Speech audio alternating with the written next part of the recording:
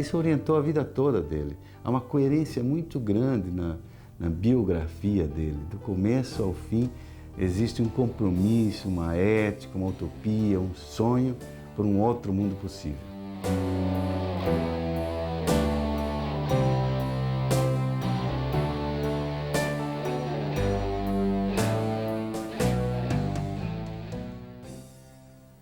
Paulo Freire foi, continua sendo importante, porque ele despertou nas pessoas a crença de que era possível mudar o mundo. Isso o tornou insubstituível como educador. Isso o torna insubstituível hoje. Essa condição de Paulo Freire de despertar tanta gente no mundo, até hoje continua fazendo isso, porque é toda uma obra orientada por esse fio condutor de generosidade, de altruísmo. Há na obra de Paulo Freire uma imensa reserva de altruísmo.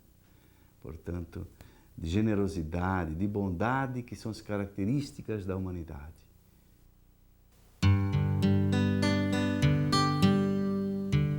Filho de Joaquim Temístocles Freire, sargento do Exército, e Edeltrudes Neves Freire, dona de casa, Paulo Regulus Neves Freire nasceu no dia 19 de setembro de 1921, em Recife, Pernambuco. Paulo Freire aprendeu a ler com os pais, à sombra das árvores do quintal. Sua alfabetização partiu de suas próprias palavras, palavras de sua infância, de sua prática, de suas experiências como criança.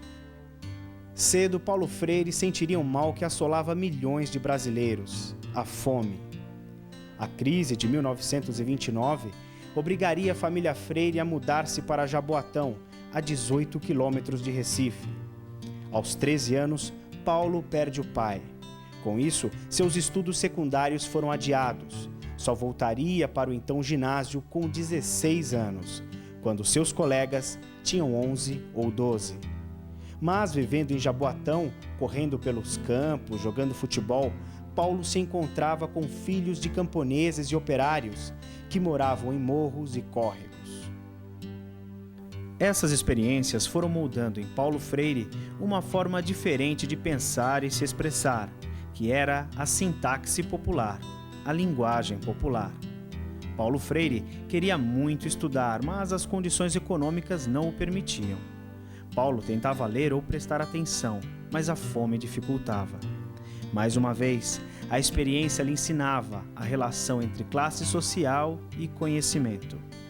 A situação melhorou quando seu irmão mais velho começou a trabalhar. Paulo começou a ir melhor na escola. Seu interesse por linguagem, gramática e filosofia foi crescendo. Ao final do antigo colegial, Paulo já lecionava gramática. Paulo Freire ingressou na Faculdade de Direito do Recife. Nesta época, conheceu Maria Elza Maia Costa de Oliveira, professora primária, alfabetizadora, com quem se casou em 1944. Freire, com 23 anos, trabalhava como professor secundário. Foi Elza quem o estimulou a se dedicar aos estudos de forma sistemática, chegando mesmo a colaborar no método que o tornou conhecido. Com ela, teve 5 filhos.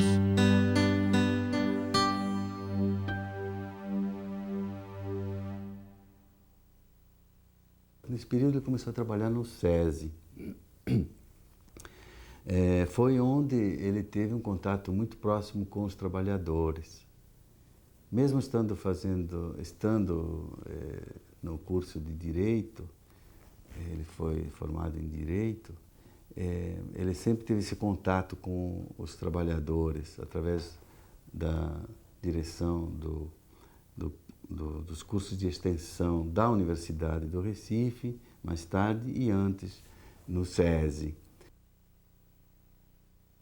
E ele dizia: eu agora, por exemplo, vou querer fazer uma comparação, ou umas comparações entre como o doutor vive e como nós vivemos, para explicar toda essa questão de bater em filho, de dialogar com o filho.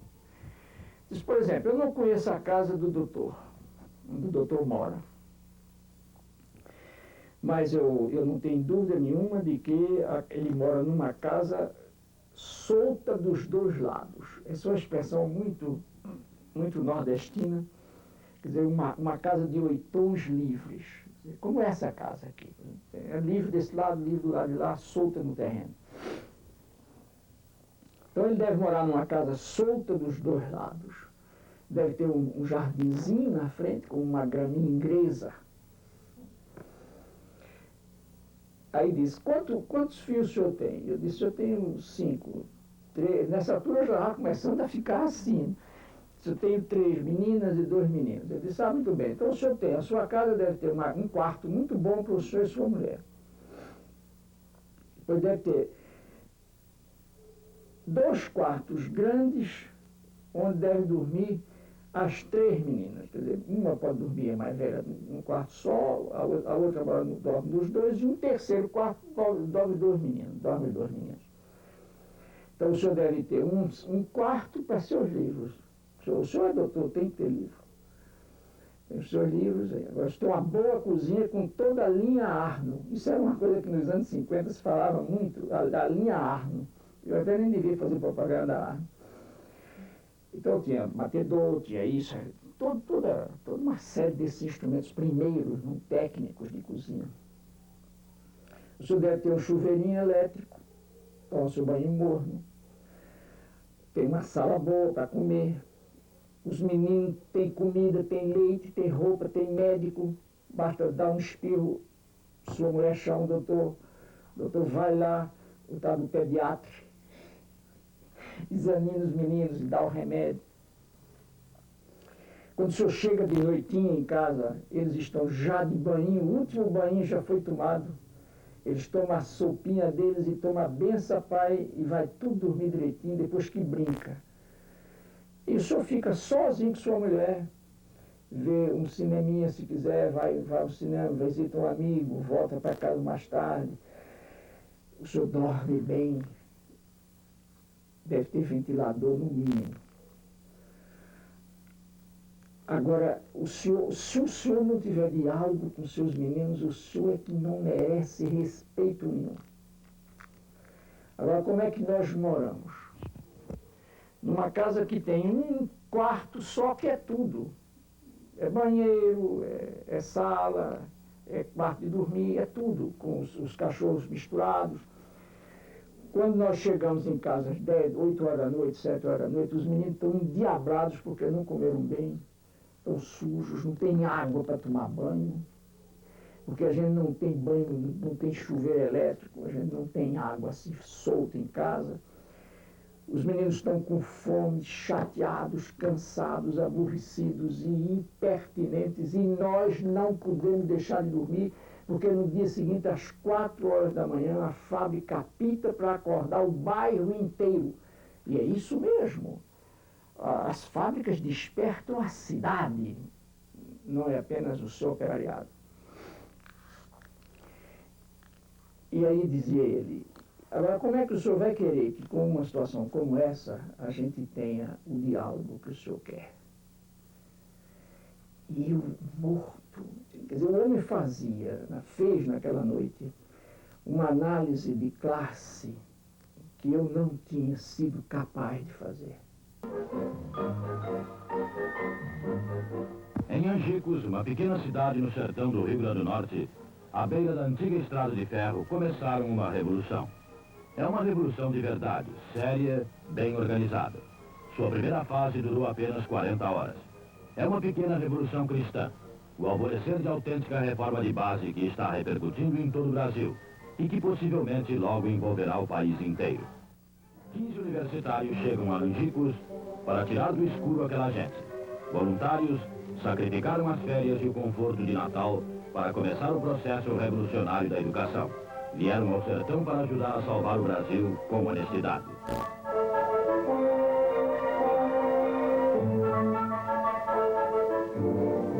Convocaram os alunos e explicam que é possível ler e escrever com apenas 40 horas de aula e sem cartilha. Integraram-se no grupo, ouviram os seus problemas, recolheram um vocabulário básico da região, instalaram as salas de aula nas casas maiores, Trouxeram cadernos, lápis, lampiões de querosene e também ânimo e a verdadeira esperança. Em Angicos, Rio Grande do Norte, Paulo Freire realizou uma notável experiência de alfabetização de adultos. 300 trabalhadores rurais foram alfabetizados em 40 horas. Do sucesso desta experiência, resultou o convite de Paulo de Tarso Santos, ministro da Educação do governo de João Goulart, para que Paulo Freire implantasse um programa nacional de alfabetização de adultos.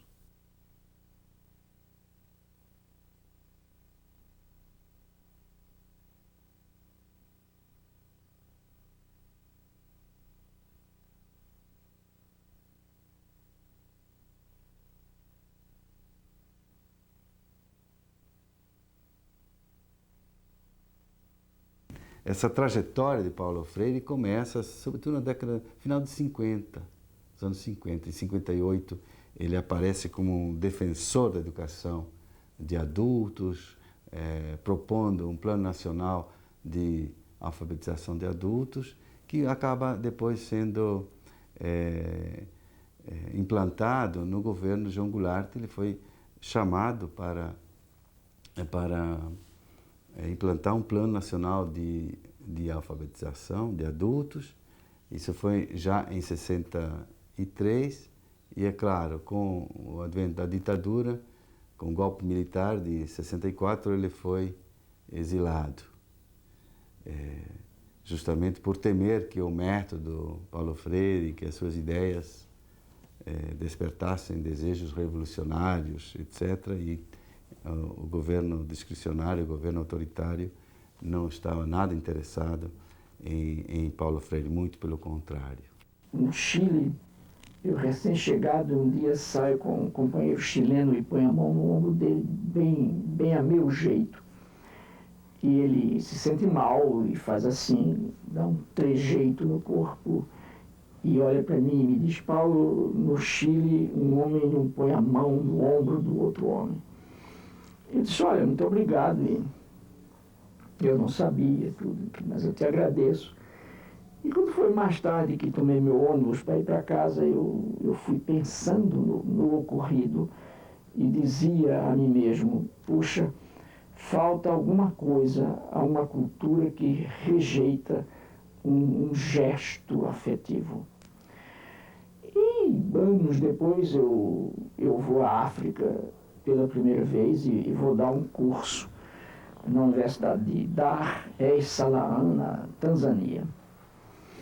E fiquei maravilhado, porque chego e encontro um campus da universidade cheio de mangueiras, cheio de cajueiros, tudo florido, florando com perfume.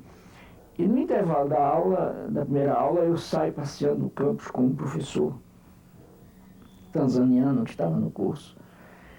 E, de repente, ele agarra minha mão e faz assim, com minha mão, e fica balançando assim no jardim. E eu, feito doido, entende, com aquilo, de meu Deus do céu, se um recifense passa por aqui agora, que vai dizer que Paulo se degenerou completamente. E eu não concordaria com essa análise, viu? Mas afinal de contas, eu estranhava lá dentro de mim mesmo, estava vendo aquela resposta macha, não? E como é que homem pega a mão de homem, tudo.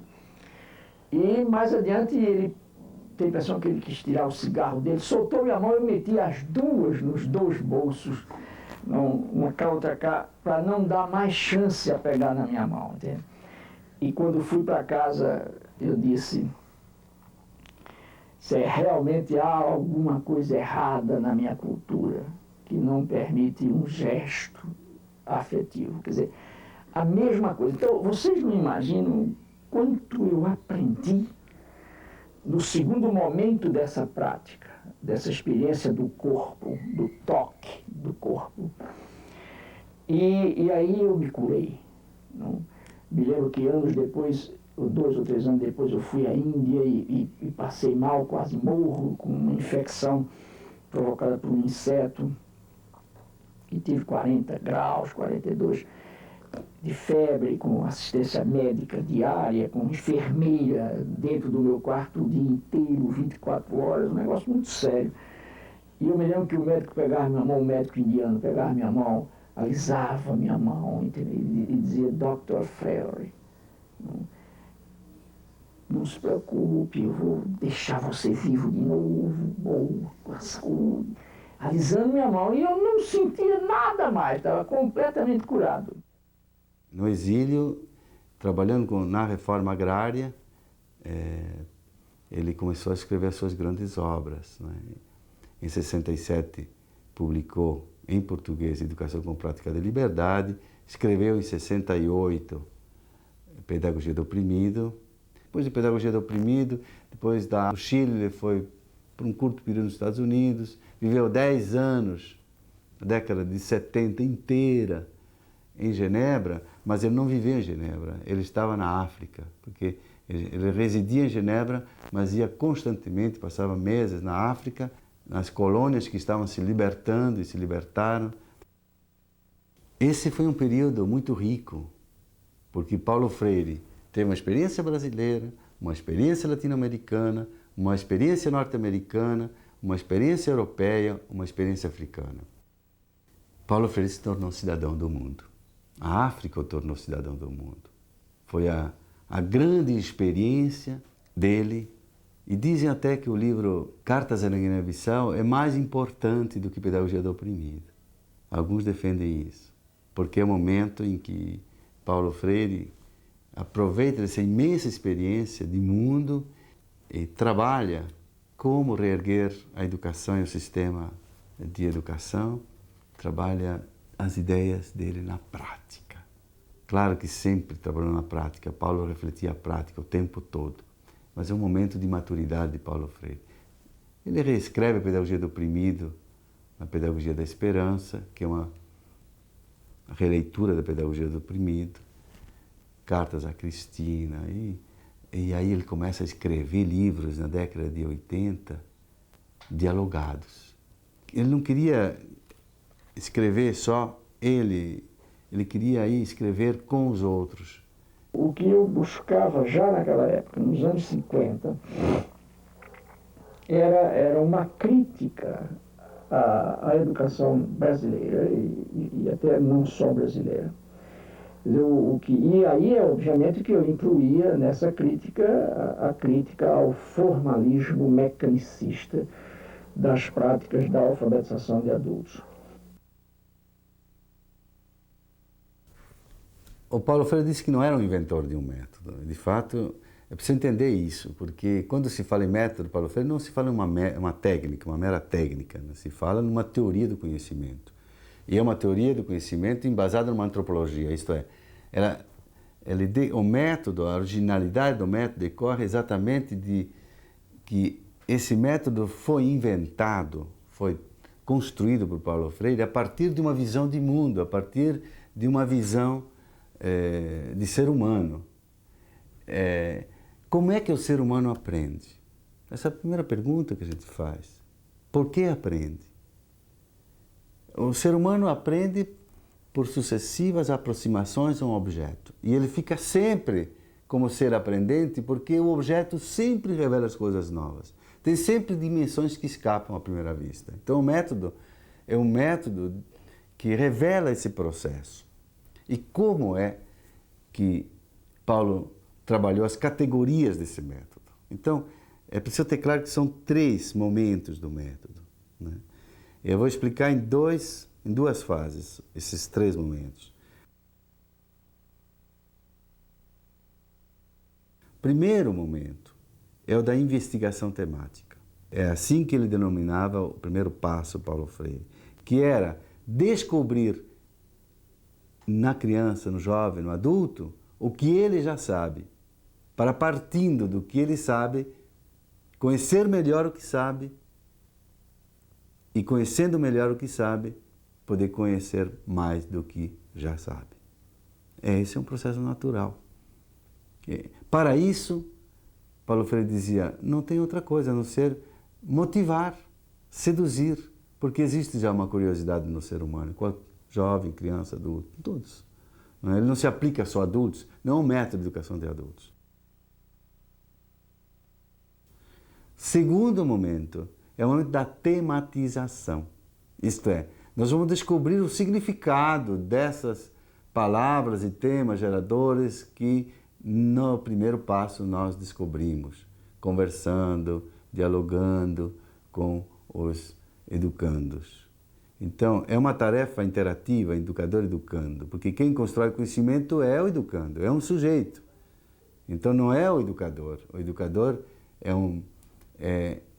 é aquele que incentiva, é aquele que coordena, que ajuda, não é? Que testemunha a importância do conhecimento e o outro, então, se motiva para desabrochar o seu próprio conhecimento e construir o seu conhecimento. Paulo Freire é um construtivista, nesse sentido, um construtivista crítico, mas um construtivista. Nesse segundo momento, há então o processo de codificação e decodificação da palavra geradora, do tema gerador, e isso nós chamamos de tematização. Paulo Freire chama de tematização.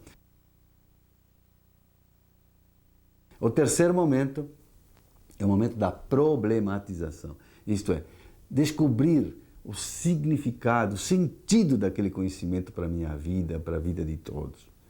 Portanto, é um momento também de conscientização, é um momento privilegiado da conscientização ou da problematização. E isto é radicalmente contrário à visão tradicional de conhecimento, que conhecimento é apenas para você se enriquecer como sujeito, para depois você se vender no mercado de trabalho porque você tem um diploma melhor do que o outro, porque você sabe melhor do que o outro. Quer dizer, essa visão capitalista do conhecimento Paulo Freire não tinha. Ele tinha uma visão extremamente solidária, libertadora do conhecimento, uma concepção emancipadora do conhecimento. Então, nesse terceiro momento, que é o da problematização, ele leva ao engajamento, ao compromisso, e não à pura contemplação das ideias. Paulo Freire levou tudo, isso começou em 60, na década de 60, até antes, no final da década de 50, mas ele foi levando isso ao longo da vida e ele foi falando até com outros termos depois, esses três momentos.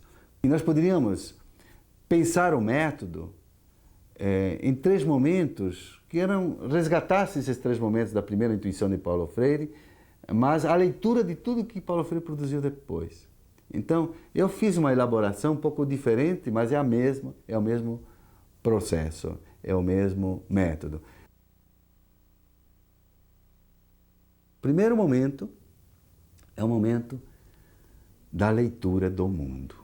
Eu acho que hoje se trabalha muito mais, o Instituto Paulo Freire e os freirianos do mundo trabalham muito mais com essa categoria de leitura do mundo.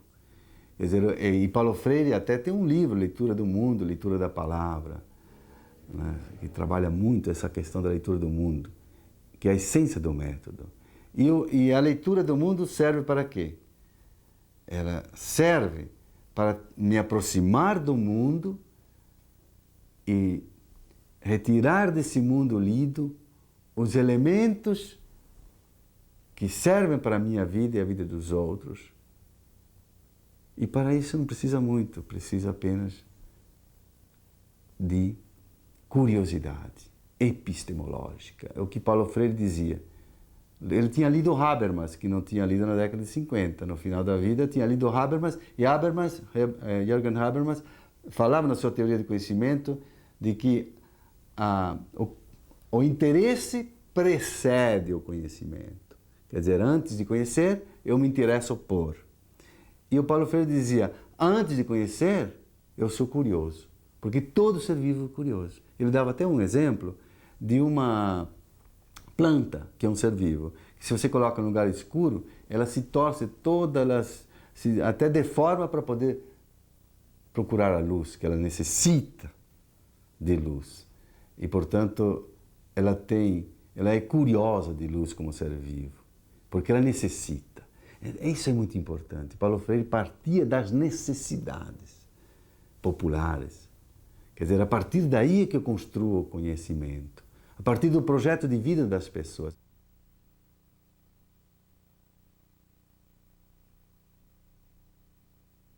O segundo momento é compartilhar o mundo lido. Isso é muito importante entender, porque para Paulo Freire não há conhecimento válido, a não ser que ele seja um conhecimento compartilhado com o outro. E para esse segundo momento, exige-se o diálogo. Não é mais a curiosidade do primeiro momento, é o diálogo no segundo momento. Então, se eu perguntar a quem está do meu lado, você também lê o mundo? É assim mesmo?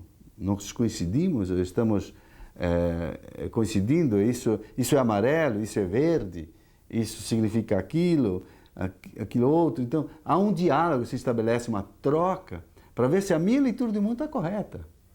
E Paulo Freire tinha lido Thomas Kuhn sobre os paradigmas científicos. E Thomas Kuhn dizia, só é conhecimento válido, só existe uma lei, quando um colegiado, um conselho, um conjunto de cientistas afirma que aquilo é lei. Então, mais do que a legitimidade, a validade de um paradigma científico se dá quando um conjunto de cientistas pensam daquela forma. Então, aqui para Paulo Freire diz, a validade do meu conhecimento, ele é dado socialmente, porque eu posso me equivocar, eu posso estar errado, a minha leitura do mundo pode estar errada. Então, eu necessito, para que ele seja válido o conhecimento, compartilhar com o outro e ir construindo com o outro. E o terceiro momento é o momento da construção, da reconstrução do mundo lido. Tudo está ligado à questão da leitura do mundo. Se eu leio o mundo, compartilho o mundo lido, agora juntos vamos reconstruir o mundo. O conhecimento tem uma função emancipadora. Ele não é para contemplar o mundo, para registrar como o mundo é, mas para reconstruir o mundo. Por isso que é um método revolucionário, por isso que é um método extremamente atual nesse sentido, mas ele não pode ser visto como uma técnica. Ninguém consegue aplicar Paulo Freire como uma técnica. E daí a dificuldade de aplicar, entre aspas, Paulo Freire. Porque ele não é aplicável, a não ser que você coincida com os pressupostos do método, que são pressupostos antropológicos, de uma visão de mundo transformadora do mundo, de uma visão do ser humano engajado na transformação do mundo. Então, o conhecimento, ele adquire uma função libertadora, e isso é muito importante de entender quando se fala em método Paulo Freire, senão a gente vai simplesmente reduzi-lo a uma pura técnica.